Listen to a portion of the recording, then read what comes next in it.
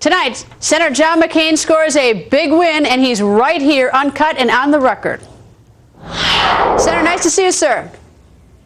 Thank you, Greta. I enjoyed your series from Alaska. It was very enlightening. Well, I'm flattered that you watch indeed. And of course, we've been watching you. Big victory the other night. Was it 24 points? Yes, indeed. There were reports that your opponent, J.D. Hayworth, has not yet called you to congratulate you, which is customary. Has he called you? No, he hasn't, but I'm not surprised. I guess maybe he's a sore loser. Well, maybe. All right, so there's a lot been going on as you have been involved in your primary. I know, but you've also been involved, but hearing things in Washington. But I want to talk first about the economy. We're still not soaring out of this recession, although Vice President Biden says that we are, but the unemployment level is still rather grim. What are your thoughts tonight about our economy and the direction we're headed? My thoughts are that their policies have been total disaster, and you can talk about their argument of jobs created, jobs saved, jobs this, jobs that. The fundamental fact is they said if we pass this $782 billion stimulus package, the maximum unemployment would be 8%. It's not. It's hanging around 9.5%, because some economists say that it could even go higher. The much vaunted program that was going to keep 3 to 4 million Americans in their homes has been a colossal failure. Housing starts, as you well know, hit a 15-year low or so. So it's time that they sat down and reevaluated and figured out where they're going and what they're doing, which is disastrous for our economy. They might look and see what the conservative government in England is planning. Well, it's sort of interesting that you mentioned the jobs created. I'm a bit curious about this. Is that I'm all in favor of jobs created. I think everybody wants jobs created. But in order for jobs created to be really an effective argument, it has to outpace the unemployment level. So, I mean, the problem is the unemployment level is stagnant. It's not moving. So I guess I'm unmoved by the whole argument that we're in good shape when we create jobs. Yes, I guess it could be worse.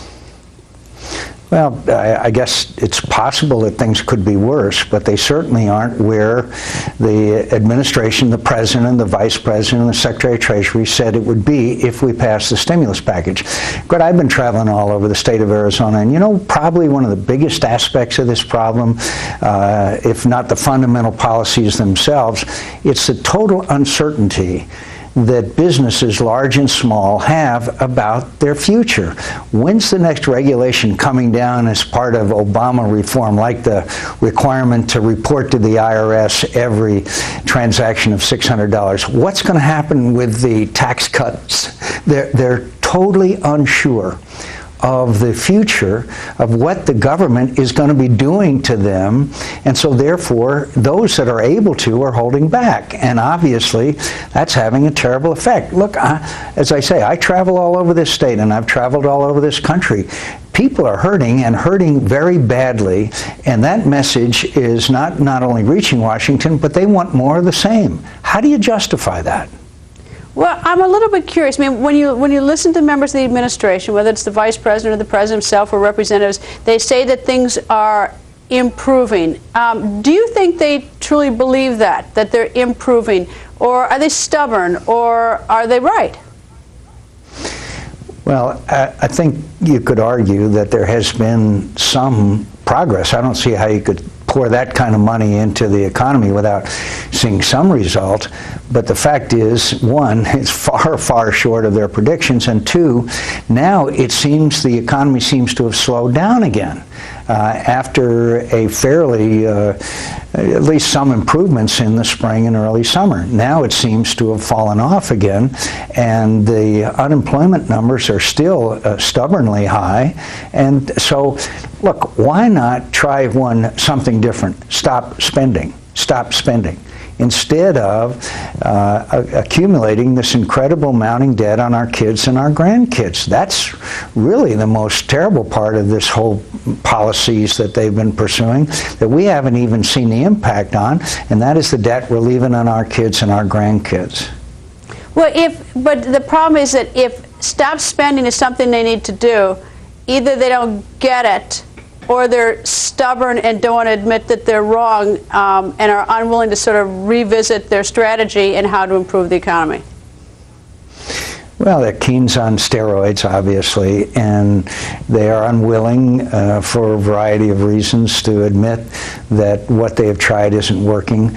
But the majority of the American people clearly feel that way. The majority of the American people, and I guarantee you in Arizona, are fed up, and they're angry, and they're frustrated. And they, again, have such an uncertain future, whether you're a small business person or large. They have the CEO of one of the major high-tech corporations was on Fox today talking about how they believe that he believes that the economic policies have been abysmal failures, and people are very angry. They're very angry, and that's why I think you're going to see in about 60-some days a election of seismic proportions. You know, it's sort of interesting because the economy, one of the things that influences the economy is the American psyche, whether the Americans think that we're going to get out of this, whether they feel comfortable. And if you look at the consumer debt numbers that came down, it said Americans are taking their extra cash, paying down their debts, they're not going out to get mortgages. So Americans, if you look what they're doing with their own personal finances, it shows that they are frightened, that they won't work, that they don't think this is working. And it's as though the Obama administration either isn't worried about that, is ignoring that, or they are so convinced that this is the way to go. Well, it's probably the latter, but let me just give you one example, our community banks.